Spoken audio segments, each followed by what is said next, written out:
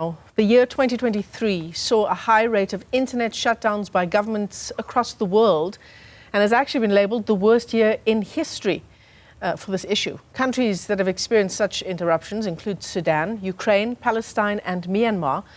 Let's get some insights with Felicia Anthonio, who is with hashtag Keep It On. She's the campaign manager and she joins us this afternoon from Ghana. Alicia, it's great to talk to you. Felicia, it's great to talk to you. Thanks very much indeed for coming on.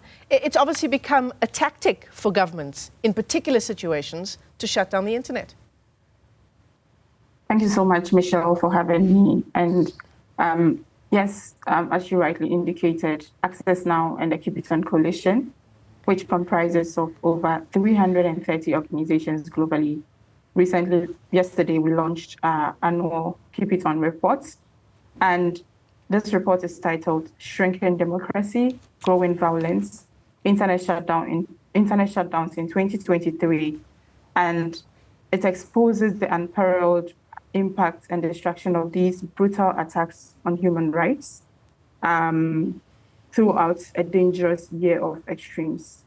When the findings include, we documented at least 283 incidents of shutdowns in 39 countries, being the highest number of shutdowns we've documented in a year since 2016 when we started this advocacy.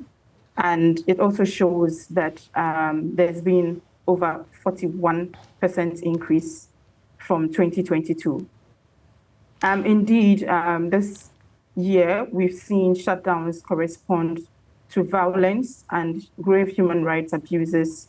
And for the first time ever since we started this work, we documented at least 73 incidents of shutdowns during conflicts in Sudan, Palestine, Ukraine, and Myanmar. For Palestine and Ukraine, the shutdowns were implemented by authorities in Israel and Russia, or you could say the aggressors during the conflicts.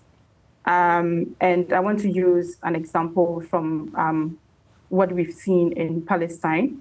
For instance, since the conflicts or since Hamas attacked Israel on October 7, the Israeli military has committed unspeakable horrors against Palestinians in the Gaza strips amidst internet shutdowns. We documented at least 16 shutdowns, all imposed by Israel.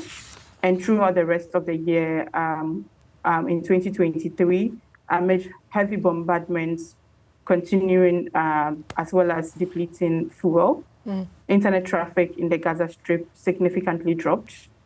And in a very worrying trend that we also saw in 2023 was the fact that some workers from Palestinian telecommunication provider Jawal, who were targeted and killed when an Israeli missile hit their car while they went to repair telecommunications infrastructure in Han Yunis. And so this is really, really concerning.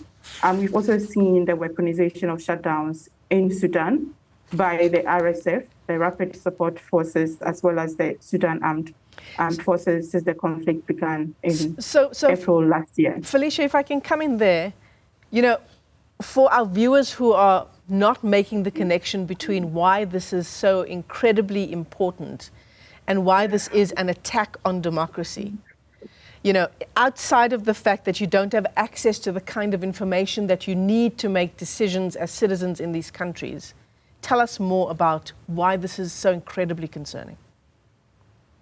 Yes, so as I've just highlighted, during conflict situations, access to information is a life-saving situation, and so, or it's a matter of life and death. And for instance, during conflicts, people need access to humanitarian services, and we've seen how the internet shutdowns in conflict areas have also affected the delivery of emergency aid as well as humanitarian aid. And humanitarian organizations have attested to this in places like Israel, in Palestine, as well as in Ethiopia, where we've seen the weaponization of internet shutdowns during conflicts. And so this is really, really concerning. And we've also seen authorities use internet shutdowns in times of elections to crack down on dissent, and we know how important internet and digital platforms contribute to democratic processes in recent times. And so once you disrupt access, it means that people will not have access to information, will not have the opportunity to engage in conversations that are happening online and to make informed decisions in order to elect their leaders. Yeah, absolutely. And then there's also really a worrying trend of shutdowns being used during protests in order to crack down on protests. And last year, we did see 63 incidents of shutdowns documented around protests. And obviously, it's at times in these countries, in these particular countries, times of protests, times of violence and even war, when these shutdowns happen, it's just incredibly frightening and isolating to not be able to, number one, get information, but also to call for and find the help you need. Yes, absolutely. And it also just shows how horrifying it is, because people cannot also reach out to their families to check up on them, to know whether they are alive or not, or to even provide the support that they need during such a difficult moment. And in places like Sudan, we saw how people got stranded when the internet was disrupted. There's a conflict, people trying to get out of the country got stranded. And we do document how these shutdowns impact people under the Shutdown Impact Stories project, which we use to amplify stories and testimonies of how people across the world are impacted by shutdowns. And some of the stories we receive are really, really horrifying. Again, in Sudan, we saw how financial transactions came to a standstill because a lot of people cannot send money or even access some essential services online due to the internet disruption. There have been some positives, would you say, with hashtag Keep It On at Access Now. ECOWAS Court of Justice ruling against the use of shutdowns, for one. But I just wonder, when it comes to implementation and enforcement of that kind of ruling, I imagine that will be a struggle. Yes, definitely it's a struggle, but we do welcome these rulings from the ECOWAS courts.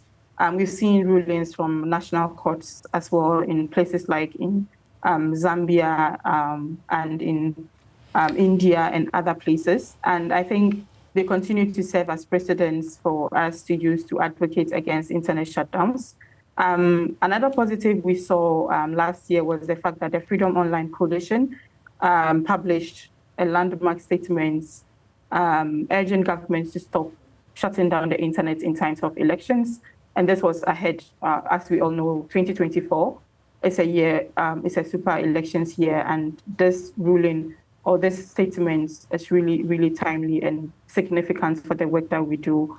And then in March, we also saw the African Commission on Human and People's Rights also adopting a resolution denouncing election-related shutdown. So these are the wins or successes that we've seen, and it's important for all stakeholders, as we call in this recent report, to join the fight against internet shutdown across the globe.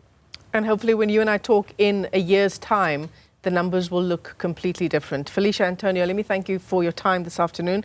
She is a hashtag Keep It On campaign manager at Access Now.